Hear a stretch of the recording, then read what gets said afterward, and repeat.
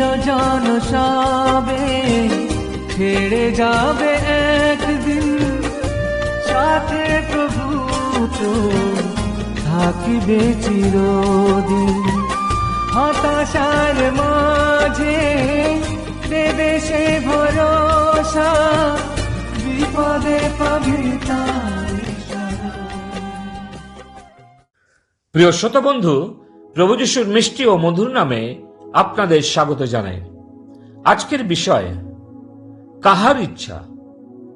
প্রিয়, আমরা সকলেই আমাদের জীবনে কারো না কারো ইচ্ছা পালন করতে চাই এবং পালন করে থাকি। প্রভু যিশুর জীবনেও আমরা লক্ষ্য করতে পারি তিনি সর্বদা পিতার ইচ্ছা পালন করেছেন। এর অর্থ আমাদের জীবন অন্যের জন্য। এটা বিভিন্ন ক্ষেত্রে হতে পারে। যেমন মথি তার 26 অধ্যায় 39 পদের শেষ অংশে লেখা আছে, আমার ইচ্ছা মতো না হোক, তোমার ইচ্ছা মতো হোক।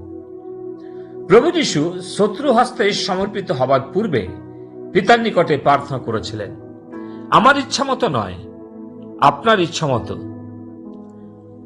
এক ভদ্র খ্রিস্টান মহিলা একবার এক বন্ধুর কাছে স্বীকার করেছিলেন যে তিনি প্রার্থনা করা প্রায় অসম্ভব বলে মনে করেছিলেন, তোমার ইচ্ছা পূর্ণ হোক। তিনি ভীত হয়েছিলেন যে প্রভু তাকে কি করতে বলবেন। বিশেষভাবে তিনি ভীত হয়েছিলেন যে সাপে আক্রান্ত জলাভূমিতে লোকদের কাছে সুসমাচার নিয়ে যেতে বলতে পারেন, যেখানকার লোকগুলো কেবল অন্যান্য লোকদের মস্তক চায়। একটি ছোট্ট সন্তানের মা হিসাবে তিনি এই চিন্তাটা সহ্য করতে পারছিলেন না যে ঈশ্বর তাকে বলবেন সন্তানটি পরিত্যাগ করে নিজের জীবনটি মিশন ফিল্ডে উৎসর্গ করো। তার বান্ধবী তাকে বলল, ধরুন আগামীকাল সকালে আপনার মেয়েটি এসে বলবে, মা, আজ থেকে আমি আমার কাজে মন দিতে চাই এবং আমার মনের মতো থাকতে দাও এবং তুমি তোমার মতো থাকো। আমি সবসময় তোমার কথা মেনে চলব এবং সবসময় তোমার উপরে নির্ভর করে সমস্ত কাজগুলো করব যেগুলো আমার জন্য তুমি সর্বোত্তম মনে করো। তখন আপনি কেমন উপলব্ধি করবেন? ভদ্রমহিলা উত্তর দিলেন, কেন? আমি অতি চমৎকার উপলব্ধি করব। আমার মেয়ের প্রতিভা পূর্ণ করার জন্য তার যা কিছু প্রয়োজন, যা তার মঙ্গলের জন্য, তা উজাড় করে ঢেলে দেব, যা তার প্রতিভা পূর্ণ করতে পারবে এবং জীবনে সেগুলি ব্যবহার করতে পারবে। তখন তার বান্ধবী বলল, ভালো, এটাই তো তোমার প্রভু উপলব্ধি করেন তোমার সম্বন্ধে, তোমার স্বর্গীয় পিতার মতোই। তার ইচ্ছা সম্বন্ধে আপনি যা কল্পনা করছেন তার চেয়ে অনেক বেশি ভালো হতে চলেছে, তা মন্দের নয়। যিশুর জন্য পিতা ঈশ্বরের ইচ্ছা যন্ত্রণা ও দুঃখ ভোগে ক্রুশে মৃত্যুতেই সমাপ্ত হয়ে যায়নি, কিন্তু যিশুর জন্য পিতার ইচ্ছা মৃতদের মধ্য থেকে তার মহিমান্বিত পুনরুত্থান, তার স্বর্গারোহণ, পিতার দক্ষিণ উপবিষ্ট হওয়া এবং রাজাদের রাজা হিসাবে তাকে উচ্চে মহিমা দেওয়া এবং অনন্তকালের জন্য প্রভুদের প্রভু হয়ে রাজত্ব করা। যেমন একজন লেখক হান্না হুইটাল স্মিথ লিখেছেন, স্বাস্থ্য, বন্ধু বা অর্থ, খ্যাতি, আরাম বা সমৃদ্ধির চেয়ে উত্তম এবং মধুর আমাদের ঈশ্বরের বাধ্য ইচ্ছা। এটি একটি ঐশ্বরিক আলোকবর্তিকা সহ অন্ধকারের ঘটনাগুলিকে মুছে দেয় এবং অন্ধকার পথে সবচেয়ে উজ্জ্বল সূর্যের আলোতে পরিচালিত করেন।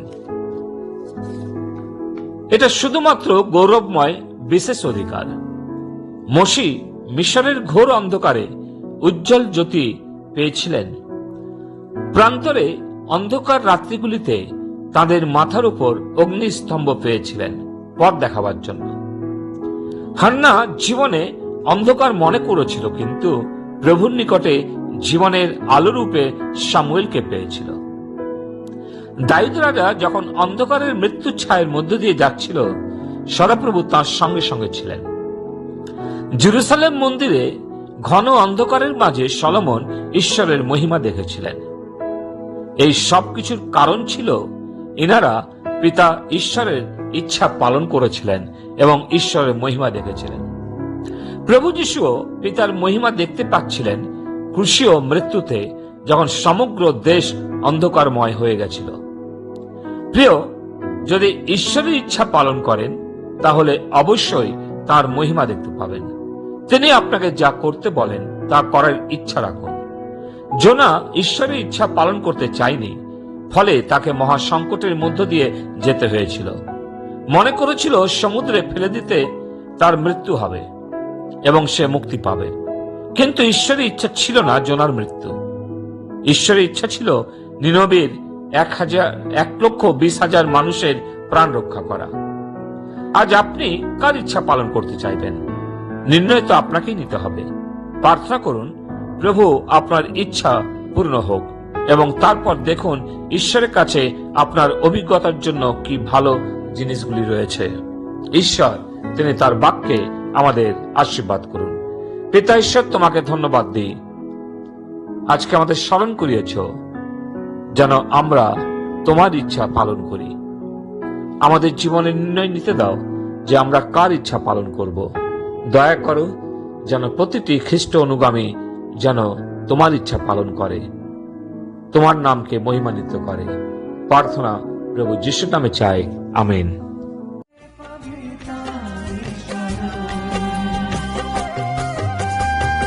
যিশুর হাত ধরে চলে রে মন, যিশুর হাত ধরে চলে রে মন। তালে তালে তালি চলে, তালে তালে তালি চলে, চল আমরো।